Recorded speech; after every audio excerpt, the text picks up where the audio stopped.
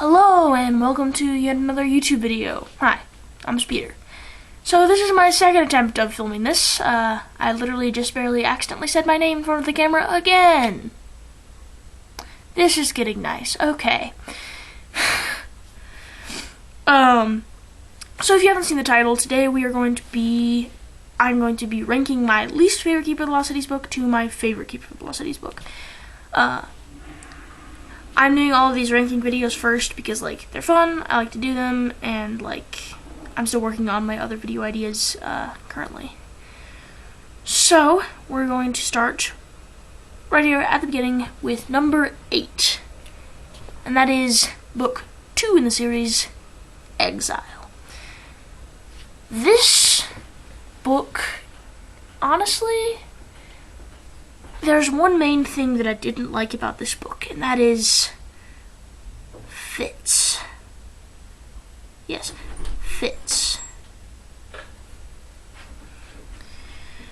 So, Fitz in this book, he bothered me so much. He took all of his anger out on Sophie, and it really annoyed me. It was not Sophie's fault that your dad's freaking mind broke. Oh, by the way, this contains a lot of major spoilers for the series. You're welcome. I'll do spoiler-free rankings of my Ranger's Apprentice books and Keeper of the Lost Cities books later. Probably later today, but I'm not sure. Anyways, so this book, like I said, I hate Fitz in this book. He's really annoying, and he's taking out all of his anger on Sophie when it really wasn't her fault. He was kind of acting like Wiley. He blames Sophie for the fact that his father's mind is broken, just like Wiley did. Even though, honestly, it was kind of the Black Swan's fault. But, yeah. What I did like about this book, if you don't know, I am a huge Sokeef shipper. And I really liked the Sokeef in this book, especially near the end when Sophie goes to get her abilities fixed and get healed, right, from Mr. Horkle. I don't know, it was a decent book, I have to say, but Fitz kind of ruined it for me. I'm just I hate you so much. You're like Umbridge and Elida, or Elida, I don't know what to say it. No, please, go away, I swear. Anyways, so, on to number 7, we have book 3 in the series, Everblaze. The reason this one is so long on the list is because I honestly don't remember a lot about it. Exile is lower because I actually have a reason for why I would have liked this book less, and I do remember liking this book quite a bit. However, I don't remember a lot about it to be able to go into details, so that is that. Okay, moving on to number 6, we have the first book in the series that is simply called Keeper of the Lost Cities.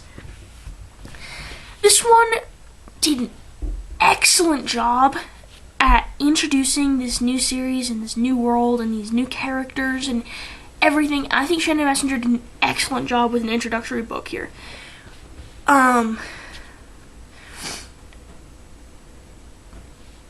However, no, that isn't however, actually. No. I really like this book. I have to say it. And I probably should have put it above, I probably should have put it at number 4, but I'm just going to put it down at number 6 because I kind of enjoyed, the two that are coming next, a little bit better. I thought they were a little bit better than it, but I really like the introduction to the series, and it definitely got me into it,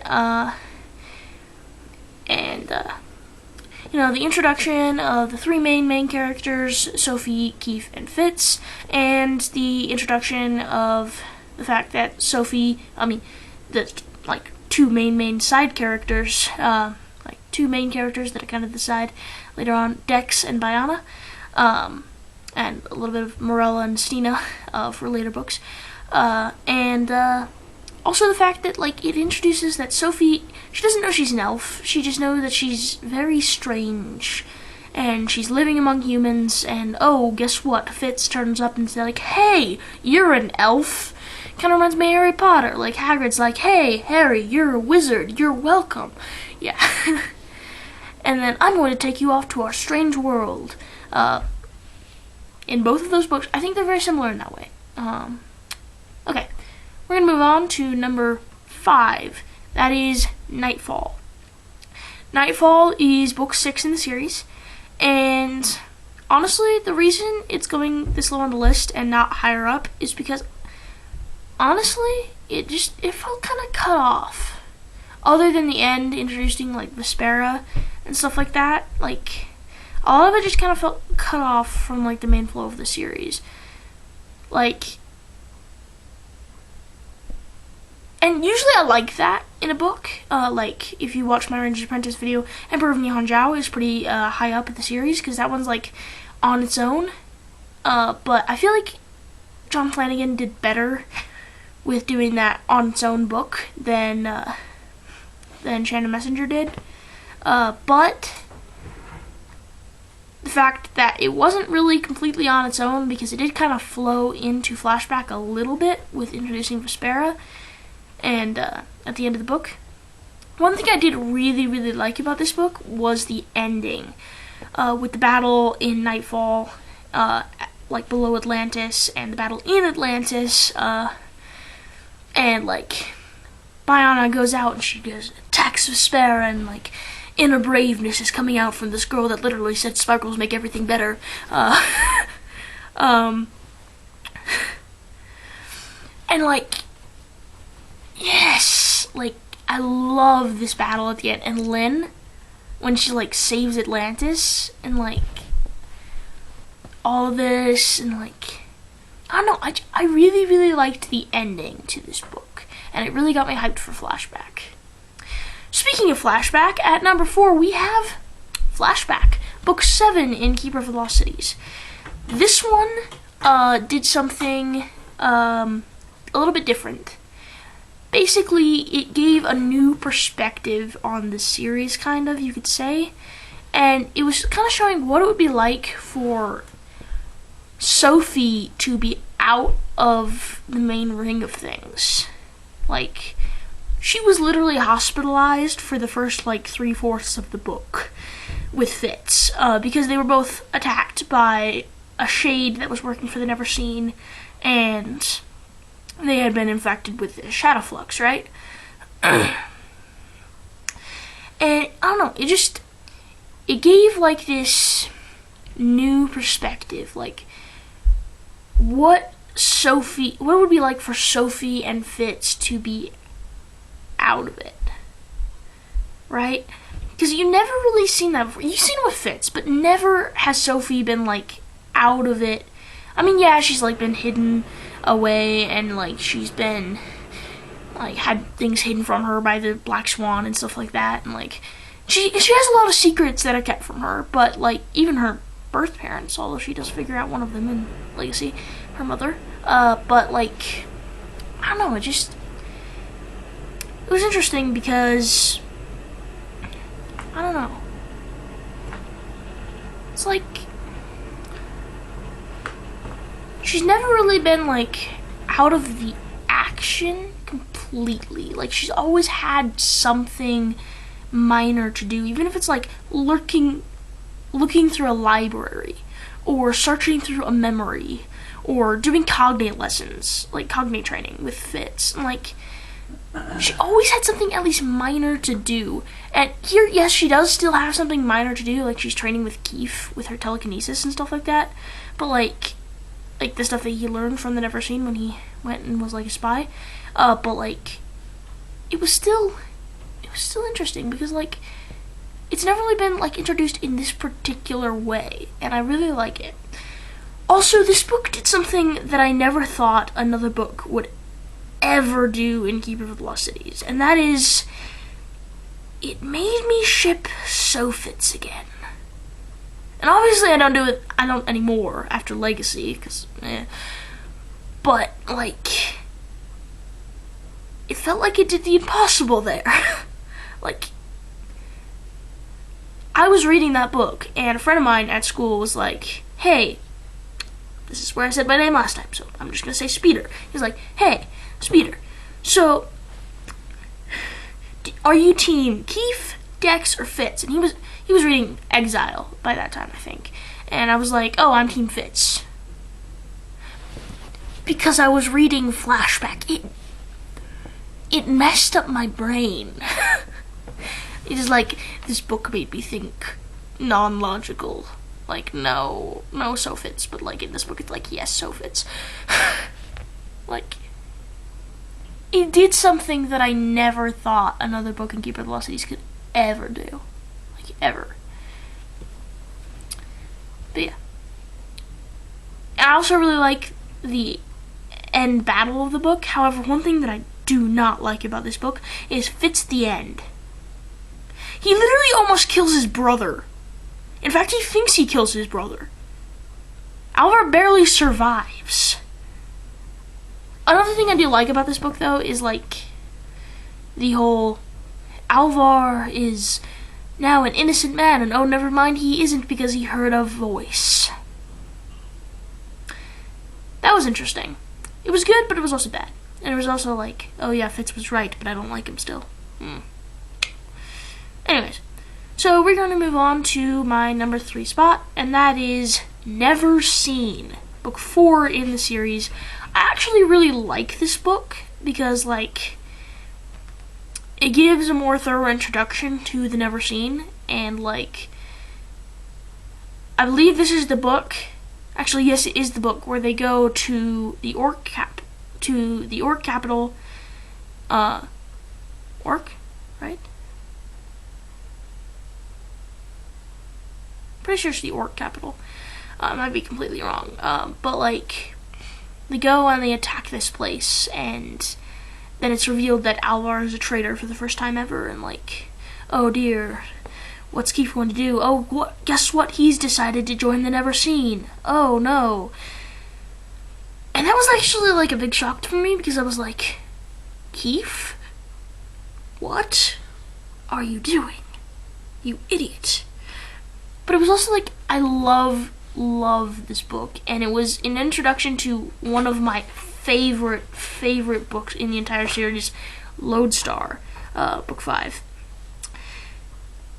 And like, it just, especially like the battle in, it's the ogres, not the orcs. What am I thinking? It's the ogres. Oh, I watched like Lord of the Rings like a few days ago, and I was like, oh, orcs in my mind. No, it's the ogres. Gosh. It's the ogres, right? Mom? Mother? Never mind. I'm pretty sure it's the ogres. Anyways.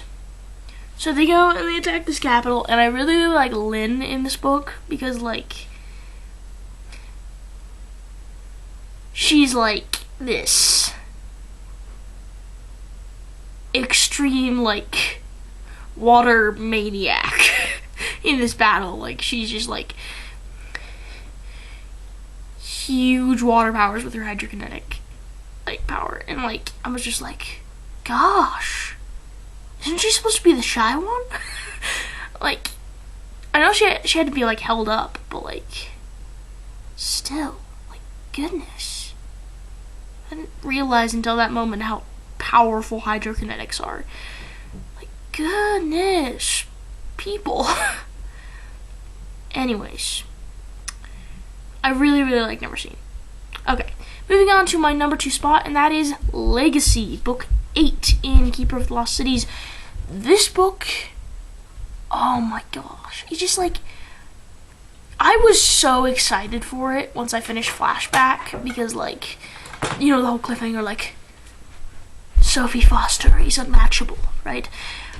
And I was like really excited, like, what's this going to turn out to be in book 8? Like, it had already come out by the time I finished it, because I finished reading the series up to date, like, just like a few months ago, because my best friend, well, not really best friend, a good friend of mine, I don't really know. A very, very good friend of mine was the one that introduced the series to me. And she was like, Speeder, you need to read this. Speeder, you need to read this. Speeder, have you read KOTLC yet? Have you read KOTLC yet? I was like, no, I haven't. Okay? I haven't. I don't really actually have a best friend. It's kind of sad. Anyways. So, yeah. So, over the summer, after online school, well, actually, starting during online school, I started reading it, and then I read it, like, over the summer. So, now it's November, and I finished it, like, September, I think. Anyways, so, sorry. Anyways, so, just, this book, I don't know, it just, first of all, it did something that I really like. It made me stop shipping Sofits again. It made me start shipping Sokeef again, which was good, because that's the logical thing to do. I'm not hating on any Sofits shippers out there, but I don't like that ship at all. Anyways, just like the fact that like the first person Sophie goes to is Keith, and like they go and they work things out like with like memories and stuff like that, and they're trying to piece this whole puzzle together. And what I really, really liked about this book was Sophie discovered who her mother was. Counselor O'Reilly. That is an incredibly big spoiler for the entire series. But I started rereading book 1 before my dad stole it back away from me, and I was just like, I'm reading into all of these signs. Oh my gosh, it makes so much more sense now. Just like the reveal that O'Reilly is her mother was insane. I mean, like, I kind of expected it, but like I also didn't. Like, it was interesting. I really, really liked that part. What I didn't like was Sophie's kind of reaction. I mean, she had a right to be angry. I mean, I probably would have been angry too in the same situation. But like, can you really blame her? She's literally, who could have been a better mother for you? Like, would you rather have Lady Cadence or Counselor O'Reilly? Tell me that, Sophie. Tell me that. I would certainly love to have Counselor O'Reilly as my mother over Lady Cadence. I'm just like, nay. Like, she was probably the best person in the series besides maybe Kala to be her mother. Like, she was just like such a mother figure already. Like, can you really ask more of her, Sophie? Like, honestly, can you? Not much. Other than honesty. I mean, like, come on. Anyways, I really, really liked the ending to this book, though. Keith was kind of annoying because, like, Keith, you should have stayed at home. But, like, it is such a huge cliffhanger, and I'm really, really, really excited for 8.5 because, like, is Keith going to get a new ability? Is he going to wake up? Is he going to die? If he doesn't, I'm going to punch something really hard. Probably a couch. Anyways, like, I swear, if they kill off my favorite character, I'm going to be very mad. Like, please don't kill off Keith. Let him wake up, give him a new ability, and don't give him amnesia. After Seth, I'm not gonna do that again. Reference to Dragon Watch. Apologies. Anyways. So, yeah, it got me super, super stoked for 8.5, and it's coming out in a few days, and apparently my mother has pre-ordered it for me, so I get to read it, like, right off the bat, and that is awesome. So, yes, let's go. Alright, and at my number 1 spot, if you have read the series and you've been paying attention, then you know what it is, and that is book 5 in the series, Lodestar. I love, love, love this book. especially Keith in this book. I know, like, everyone says, like, oh, Keith is so annoying in this book. Like, he's doing everything wrong. And, like, he is, kind of. He is. He's making everything worse. But, like, can you really blame him? I mean, like, he's just trying to help. And especially the telepathic conversations between him and Sophie. It's so... Yes! Please. Give me more of these. I love the telepathic conversations.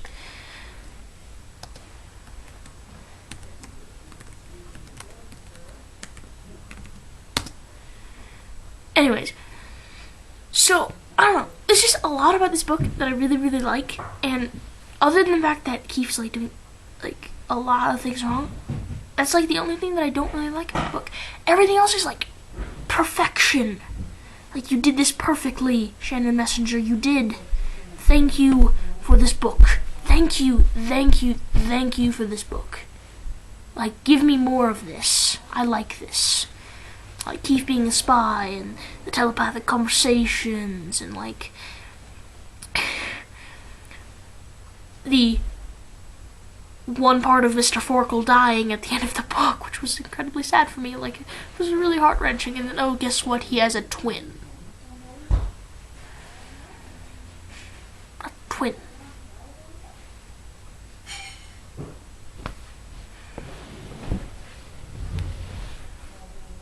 Shannon Messenger. A twin? Seriously?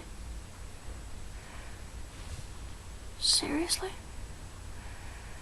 You gave me a heart-wrenching death, and then you tell me that this one guy has actually been two guys the entire series.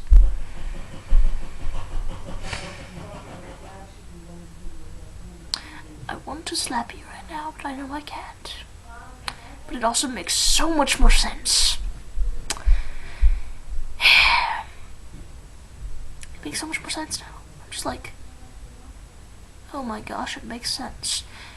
Yeah. Anyways, so, yeah. I really, really like all of the KOTLC's book. It's my favorite series of all time. Favorite book character is Keith.